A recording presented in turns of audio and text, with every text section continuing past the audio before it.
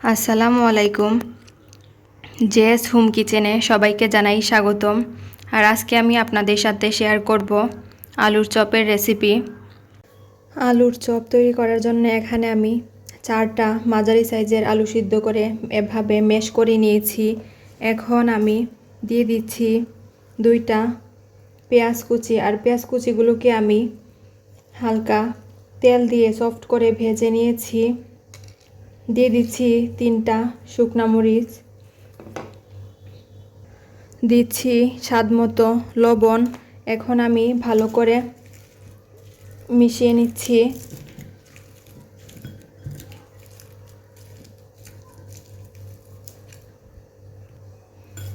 ভালো করে মাখিয়ে নিচ্ছি। দিয়ে দিচ্ছি কিছু ধনিয়া পাতা কুচি।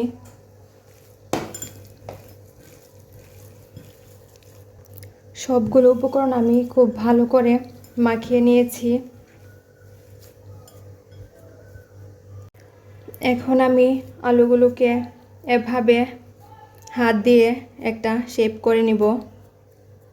এভাবে আমি গোল করে একটু চ্যাপ্টা করে নিলাম। ঠিক একইভাবে আমি সবগুলো আলুর চপ তৈরি করে নিব।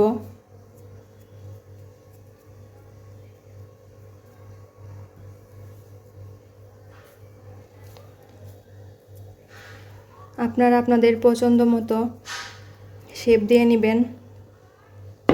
একইভাবে আমি সবগুলো তৈরি করে নিব। সবগুলো আলুর চপ তৈরি করে নেওয়া হয়ে গিয়েছে।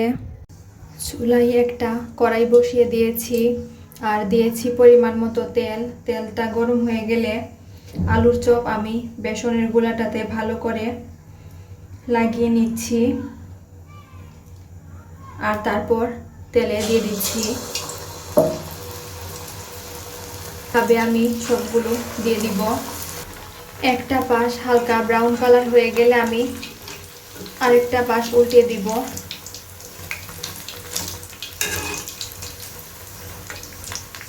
আর চুলার আঁচটা আমি মাঝারি আঁচের থেকে হালকা একটু কমে রেখেছি। আলুর চপে দেখেন কত সুন্দর একটা কালার এসেছে। এখন আমি তুলে নিব, আর বেশিক্ষণ রাখবো না, তাহলে পুড়ে যাবে। আর একইভাবে আমি সবগুলো আলুর চপ তৈরি করে নিব। তৈরি করে নিলাম ভীষণ মজার এই আলুর চপটা।